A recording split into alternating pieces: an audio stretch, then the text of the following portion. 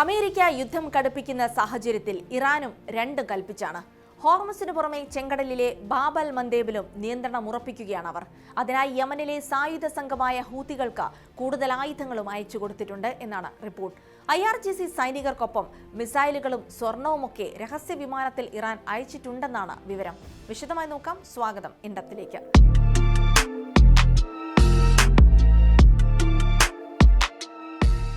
യമനിലെ സഖ്യകക്ഷിയായ ഹൂതികളെ ശക്തിപ്പെടുത്താൻ ഇറാൻ മുന്നിട്ടിറങ്ങിയിരിക്കുകയാണ്.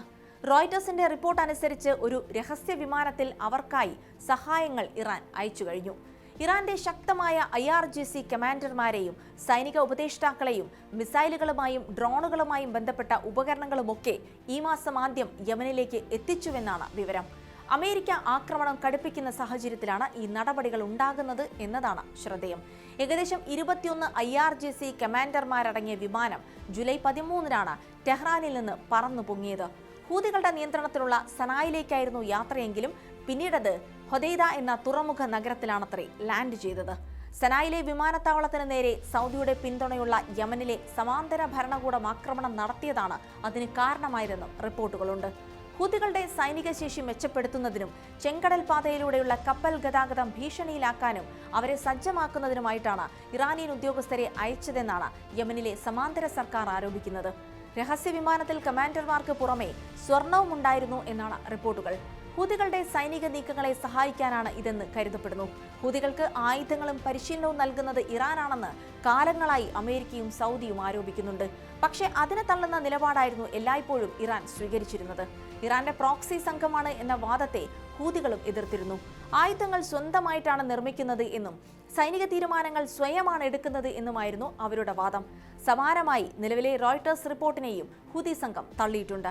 ഇറാനിൽ നിന്നുള്ള വിമാനത്തിലെത്തിയതെല്ലാം സാധാരണക്കാരായിരുന്നു എന്നാണ് അവർ അവകാശപ്പെടുന്നത്. ഈ വാദങ്ങളൊക്കെ തുടരുമ്പോഴും ഇറാൻ ഹോർമുസിന് പുറമെ ബാബ് അൽ മന്ദേബിലും പിടിമുറുക്കാൻ ഒരുങ്ങുന്നു എന്ന് നേരത്തെ തന്നെ റിപ്പോർട്ടുകൾ ഉണ്ടായിരുന്നു. അതിനുവേണ്ട നിർദ്ദേശങ്ങൾ ഇറാൻ ഹൂതികൾക്ക് നൽകുകയും ചെയ്തുവെന്നായിരുന്നു വിവരം. തൊട്ടു പിന്നാലെ ജൂലൈ 13-ന് സനാ വിമാനത്താവളത്തിൽ നടന്ന ബോംബാക്രമണത്തിനുള്ള പ്രതികാരമെന്ന് അവകാശപ്പെട്ട് ഹൂതികൾ സൗദി അറേബ്യക്കെതിരായ നാവിക ഉപരോധം പ്രഖ്യാപിക്കുകയും ചെയ്തിരുന്നു. ശേഷം 2 സൗദി എണ്ണ ടാങ്കറുകൾക്ക് നേരെ അവർ ആക്രമണവും നടത്തിയിരുന്നു. ഹൂതി സായുധ സംഘത്തിന് ചെങ്കടലിലേക്കുള്ള ഒരു പ്രധാന പ്രവേശന കവാടമായ ബാബ് അൽ മന്ദേബിൽ വലിയ സ്വാധീനമാണുള്ളത്.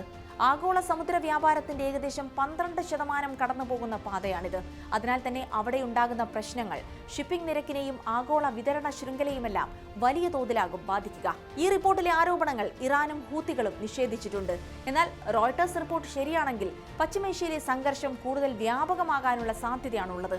അങ്ങനെ ഒരു പദ്ധതിയാകാം ഇറാന്റെ കയ്യിലുള്ളത് എന്നും കരുതേണ്ടി വരും. അതേതായാലും അമേരിക്കയെ മാത്രമാകില്ല സമ്മർദ്ദത്തിലാക്കുക, ആഗോള വിപണിയെ കൂടിയാകും.